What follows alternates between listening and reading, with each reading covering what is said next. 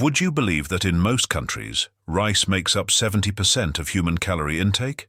Yes, while some of you might favor wheat, it is a reality that millions of people rely on rice as a staple in their diet. It is a central part of their culture and lives. However, people with diabetes are often told that their rice consumption is to blame. Is this true?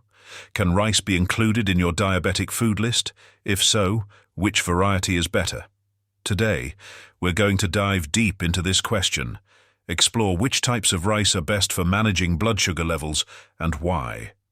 So, stick around, because by the end of this video, you'll know exactly what rice to choose to help keep your diabetes under control.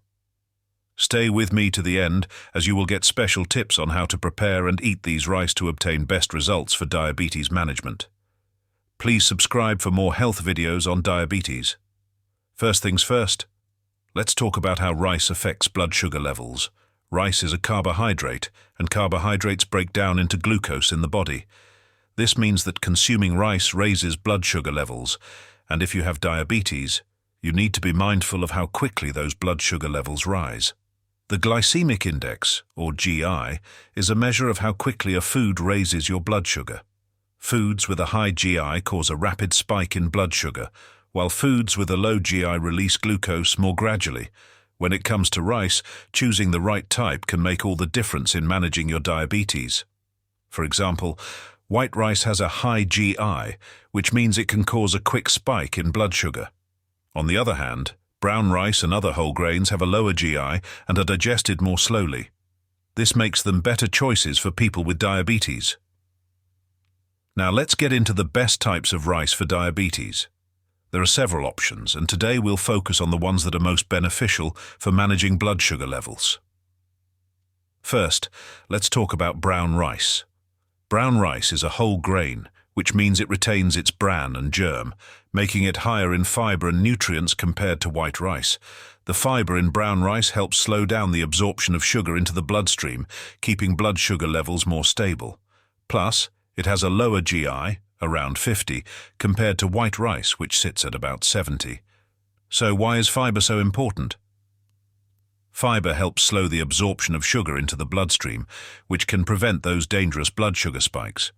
One study in the Journal of the American College of Nutrition reported that higher fiber intake from whole grains, including brown rice, was associated with improved blood sugar control in individuals with type 2 diabetes. Fiber also improves insulin sensitivity, which is crucial for managing diabetes over the long term. Enhanced insulin sensitivity means the body uses insulin more effectively, which can reduce the need for medication in some people with diabetes. Brown rice also contains magnesium, which is important for blood sugar control.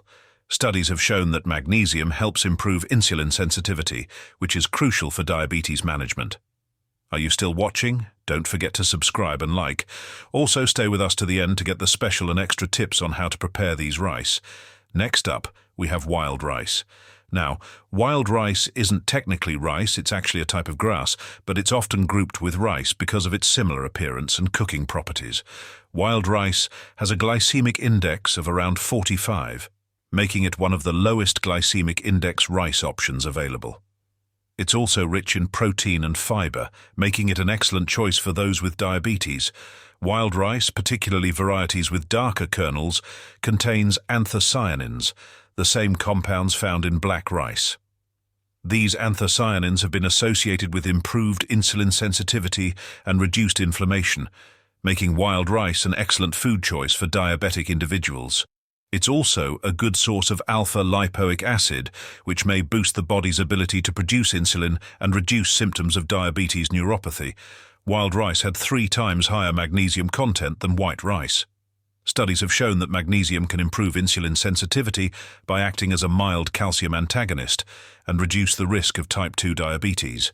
Wild rice has a slightly nutty flavor and chewy texture, so it can be a great addition to soups, salads, or as a side dish.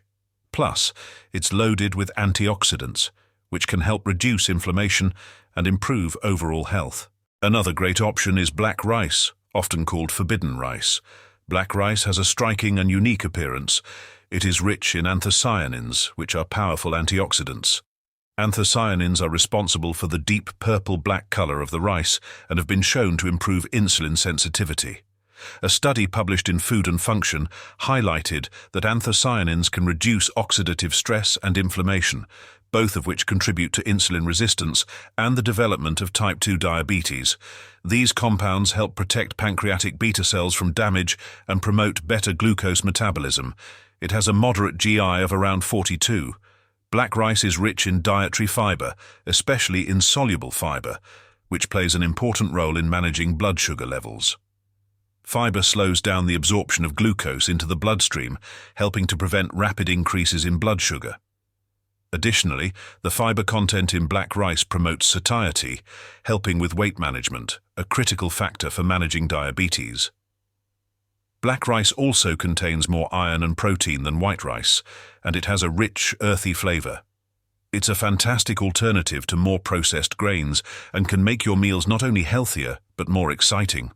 When cooked, black rice turns a rich, dark purple color with a slightly glossy sheen. The texture of the rice is slightly chewy, and it holds its shape well during cooking, making it a visually appealing and nutritious addition to dishes. And finally, let's talk about basmati rice. Basmati rice is often considered one of the best choices for people with diabetes, especially the brown variety.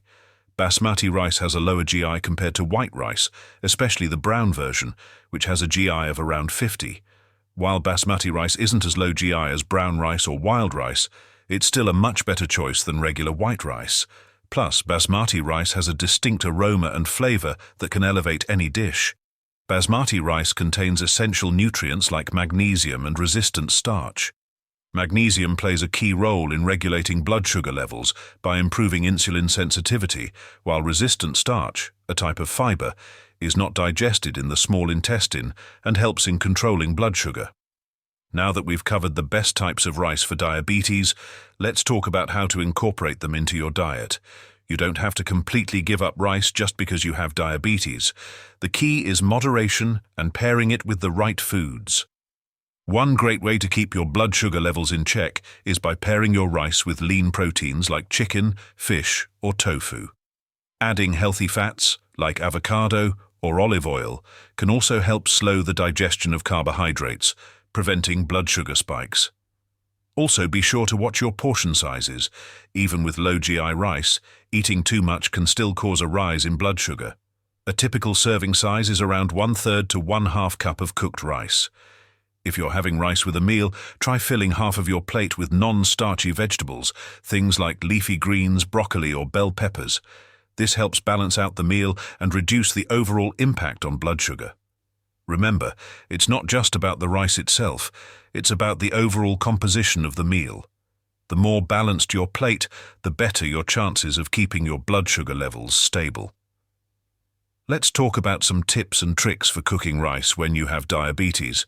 One simple trick is to cook your rice, let it cool down, and then reheat it.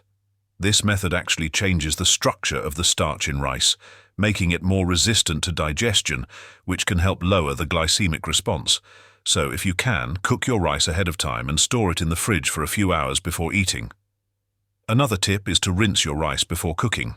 Rinsing removes excess starch, which can help lower the glycemic load of the rice. This is especially helpful for white rice, but it can be beneficial for other types as well. And if you're trying to make your rice even healthier, consider cooking it in a broth, or adding spices like cinnamon, turmeric, or ginger. These not only add flavor, but also have anti-inflammatory and blood sugar regulating properties. If you're looking for even lower carb alternatives, there are some great rice substitutes that are diabetic-friendly. For example, cauliflower rice has become a popular choice. It's low in carbohydrates, full of fiber, and low GI, making it perfect for people with diabetes. Cauliflower rice is also versatile. You can sauté it, steam it, or use it as a base for stir-fries and bowls. Another great alternative is shirataki rice, made from konjac root. It's virtually calorie-free and low in carbs, making it a good choice if you're following a low-carb or keto diet. Both of these options can be great additions to your meal plan if you're looking to reduce your carb intake while still enjoying that rice-like texture. So to recap, the best rice for diabetes is one that has a lower glycemic index and is higher in fiber and nutrients. Brown rice, wild rice, black rice, and basmati rice are some of your best options. And remember, it's all about balance. Pairing your rice with protein, healthy fats, and plenty of vegetables will help keep your blood sugar stable. Gained value from this video? Please subscribe, like, and share. Thanks for watching today's video.